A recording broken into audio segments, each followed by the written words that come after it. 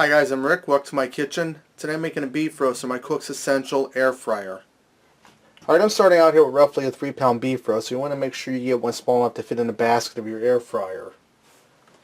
Now I'm going to hit this with a little bit of meat tenderizing seasoned salt. And if you don't have meat tenderizing seasoned salt, just use regular seasoning salt. And I'm just going to do the one side for now.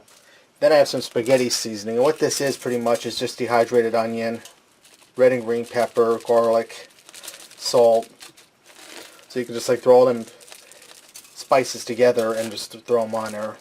Well, here I got it all together, so that makes it a little more convenient. I'm going to load this into the air fryer. Okay, we're going to cook this for an hour, a half hour on each side. But that roast sits so close to that heating element, I have a feeling it's going to darken up really quick, get browned. So I'm going to let it go for 10 minutes, and if it's to the brownness where I want it, it looks good, I'm going to put some foil over top of it. So I'm going to set my temperature here. I'll turn this on, and we'll start at 380, and I'm going to give it 10 minutes.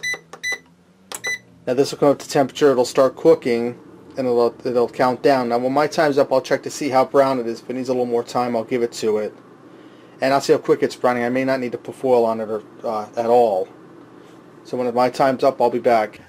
Okay, my 10 minutes are up, and I'm confident that my roast will be fine cooking for a full half hour on each side without being covered with foil.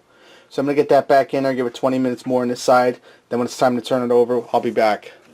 Alright, my half hour is up. Now I'm going to turn this over and season the other side. And this is getting a nice bark on the outside, and it's far from being burnt, so don't be fooled by it being so dark.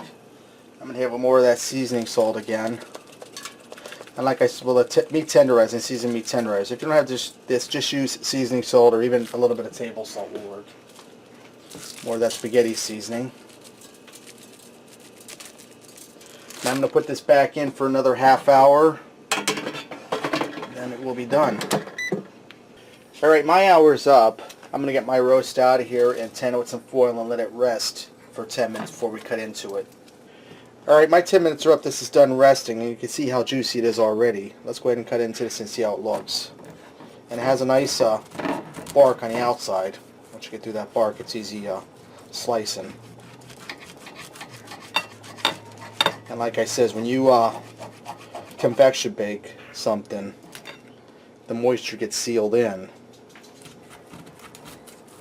And has that nice crispy bark.